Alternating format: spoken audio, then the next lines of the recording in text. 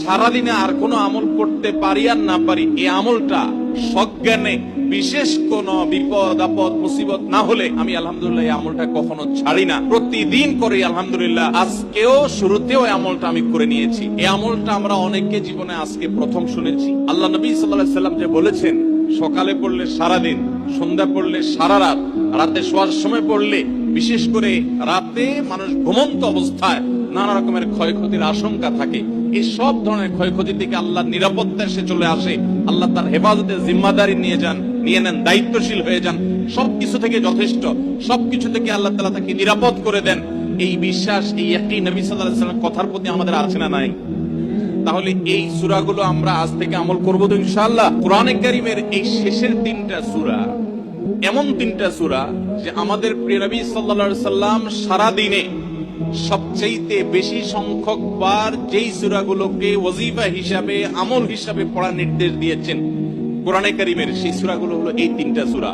এই তিনটা সূরা দিনে এবং রাতে যত বেশি সংখ্যক বার পাঠ করতে হয়, অন্য কোন সূরা, এমনকি অন্য কোন দোয়া এত বেশি সংখ্যক বার পাঠের নির্দেশ কোরআনে অথবা হাদিসে কোথাও দেওয়া হয় নাই।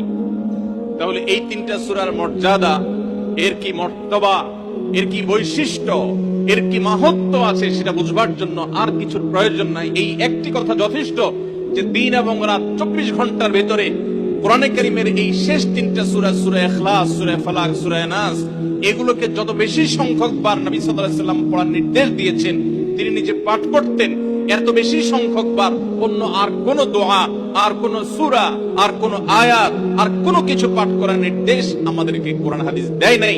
এখান থেকে এই তিনটার সূরা যে আল্লাহর কাছে কত গুরুত্বপূর্ণ, নবী সাল্লাল্লাহু আলাইহি ওয়াসাল্লামের কাছে কত গুরুত্বপূর্ণ, যে রিপিটেডলি এত বেশি সংখ্যক বার পাঠ করার নির্দেশ দেওয়া হয়েছে, এটা পরিষ্কার ভাবে বোঝা যায় কি যায় না বলেন?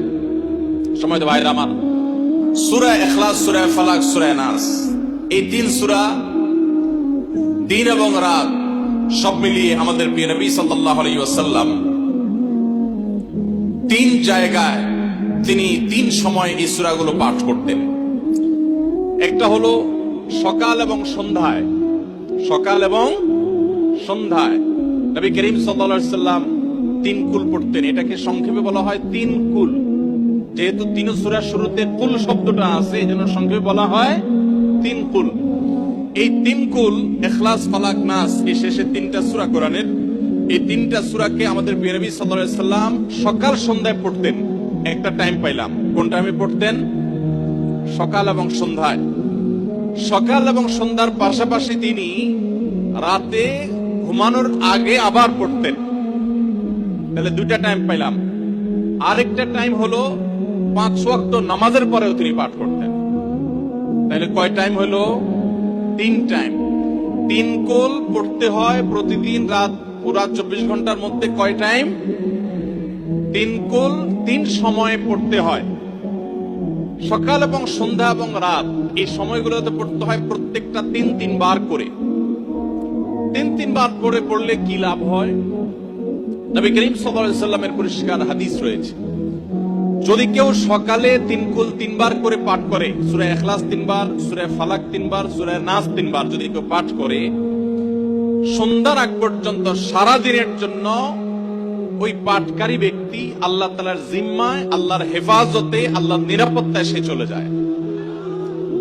যত প্রকার অনিষ্ট আছে, ক্ষতি আছে, দৃশ্যমান ক্ষতি, অদৃশ্যমান ক্ষতি, সব ধরনের ক্ষয়ক্ষতি থেকে এবং আকস্মিক বিপদ থেকে, মুসিবত থেকে আল্লাহ রাব্বুল আলামিন ওই ব্যক্তিকে হেফাজত করেন, যে ব্যক্তি ইয়াকিনের সাথে, ঈমানের সাথে, দৃঢ়তার সাথে আল্লাহ তাআলার কাছে প্রার্থনা করে এই সূরাটা সকালে 3 বার পাঠ করে। একইভাবে যে ব্যক্তি সন্ধ্যায় পাঠ করে, মাগরিবের আগে বা পরে, আসরের পর থেকে নিয়ে মাগরিবের আগে কিংবা এশার আগ পর্যন্ত পুরো সময়ের ভিতরে যদি কেউ এই 3 কুল 3 বার পাঠ করে, তো সারা রাত জুড়ে ওই ব্যক্তি, এই পাঠকারী ব্যক্তি আল্লাহ রাব্বুল আলামিনের নিরাপত্তায় প্রবেশ করে যায়।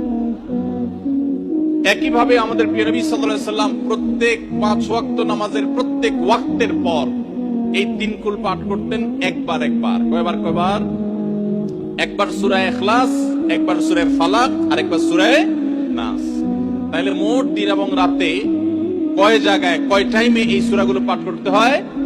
তিন টাইম, একটা হলো সকাল সন্ধ্যায়, আরেকটা হলো রাতে শোয়ার আগে, আরেকটা হলো 5 ওয়াক্ত নামাজের 5 ওয়াক্ত নামাজের পরে একবার করে, একবার সূরা ইখলাস, একবার সূরা ফালাক, একবার সূরা নাস, ফজরের পরে, আবার যোহরের পরে, আবার আসরের পরে, আবার মাগরিবের পরে, আবার এশার পরে। তাহলে দিন এবং রাত 24 ঘন্টায় এই দিনকুল কত বেশি গুরুত্বপূর্ণ হলে কোরআনের অন্য কোন সূরা, অন্য কোন আয়াত এত বেশি জায়গায়, এত বিভিন্ন জায়গায়, বিভিন্ন সময়ে নবী সাল্লাল্লাহু আলাইহি ওয়াসাল্লাম এত সংখ্যকবার আমাদেরকে পাঠের নির্দেশ দেন নাই। এখান থেকে বোঝা যায় এই সূরাগুলো কত গুরুত্বপূর্ণ, কত প্রয়োজনীয় এবং কত ফজিলত এবং মর্যাদাপূর্ণ।